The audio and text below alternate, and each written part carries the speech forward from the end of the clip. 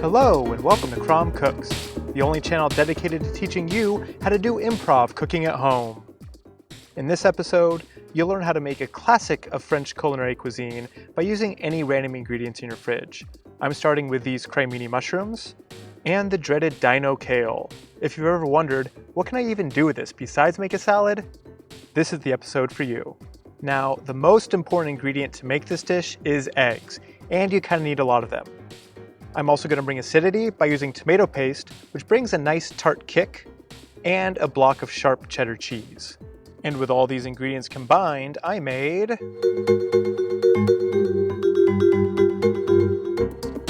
Quiche Crom-uelle, which is just a classic quiche made with any random ingredients in your fridge. Now, let's check out how to make it. To make this recipe, we're going to use one of my favorite cookbooks for improv cooking, which is called Ratio by Michael Ruhlman. The reason why I like this so much is because it breaks down recipes into their component parts and reveals how different ratios yield different results. So for example, different combinations of flour, liquid, egg, and fat yield a wide range of cakes, batters, and doughs. First, we got to make a pie dough, so we'll flip to that section.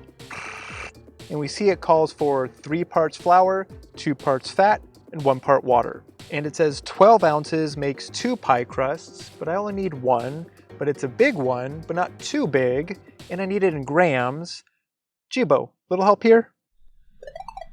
7 ounces is approximately 198.45 grams. Over here, Jibo. You got me what I needed. That's what counts. Okay, we'll start measuring out our flour, and we'll make this in even 200 grams.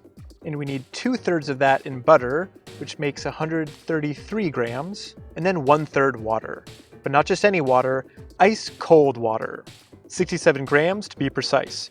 Or 100 if you forgot how to do math. Now flip back to the flour, and flip in some butter. You want to keep this as cold as you can, but you can work with your hands and it's gonna be okay. Just mix it together, squeezing the butter into the flour until you get a sandy mixture, at which point you'll add approximately 67 grams of water, maybe 70, and mix it together very gently until it forms a cohesive dough. You don't want to overwork this or else it will create a tough, chewy crust. Then wrap it and refrigerate it for 30 minutes. Now it's time to roll it out. Make sure that your surface is well floured because you don't want the dough sticking to the counter. It should be sliding around as you roll. Compared to the size you need, I need a little bit more, and now we're good to go. To transfer this to the pie dish, we're going to roll it up, make sure your pie dish is well buttered, and then unfurl it. Then press the dough gently into the corners, and I like to remove the excess and start crimping it to give it a little design. Nothing fancy here, I'm just pinching it with my 2 fingers, going around little bit by little bit, applying that around the entire ring, and then you got a decent looking design. And now it's ready for a blind bake, which is basically just cooking the crust before it has any filling. To do this, you poke a bunch of holes in the bottom, add some weight to keep it from puffing up, I'm just using rice, and then throw in the oven at 325 for 20 minutes. While that's baking, we can start cutting our mushrooms. I want really big chunks that I can bite into, so I'm only going to cut these into quarters, but you can cut them smaller if you want. Put them in the spin cycle and move on to the kale. Unlike the mushrooms, I don't want big chunks of this in the quiche, so I'm going to chop this up pretty fine. Chop, chop, chop, keep on chopping, get the double scissor hands chop if you need, and we're good. Now take the pie weights out of the crust and cook another 20 minutes, which should give us just enough time to cook our vegetables. I'm going to start with some onions. Cook those until a little brown before adding the mushrooms. If you have some white wine, now's a good time to add that, which will help release some of the moisture and add more flavor. Now focus our energy and release. Now mix all that together until the mushrooms are pretty well cooked. Then make a little well in the center, add tomato paste and some garlic, and mix that together to get a nice caramelization. At this point we can add our kale. And a good pinch of salt, maybe a little more. I forgot to salt along the way, which you should always do. Let the kale steam for a few minutes, mix it on up, and it's ready to go. Alright, just one more component before we're ready to assemble, which is going to be an egg custard.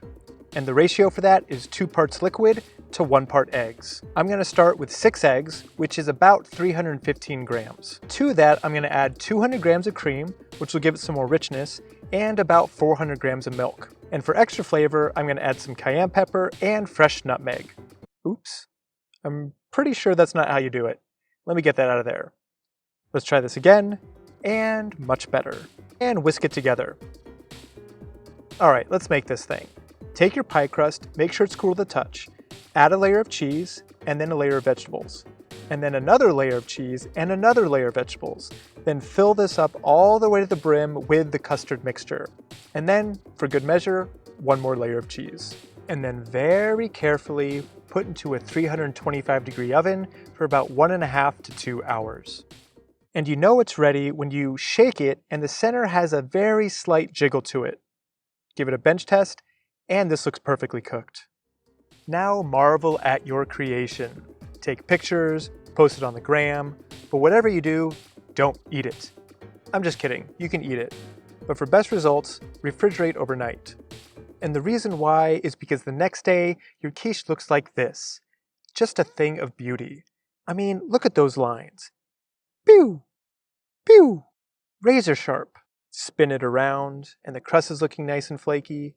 And if you flip to the bottom, some people say that you don't want the custard leaking out of the pie shell, but it just creates this beautiful caramelization, so I don't really see a problem.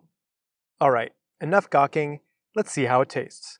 Be sure to warm it up in the oven at 375 for 10 minutes, and as you take your first bite, be sure to get the soft, supple custard and a meaty mushroom. And it's amazing. And it's quite rich. So you can add a little tangy hot sauce to it. I'm a Frank's Red Hot person. Yeah, that's right. No need to be fancy. You can even eat it with your hands like a pizza. And guess what?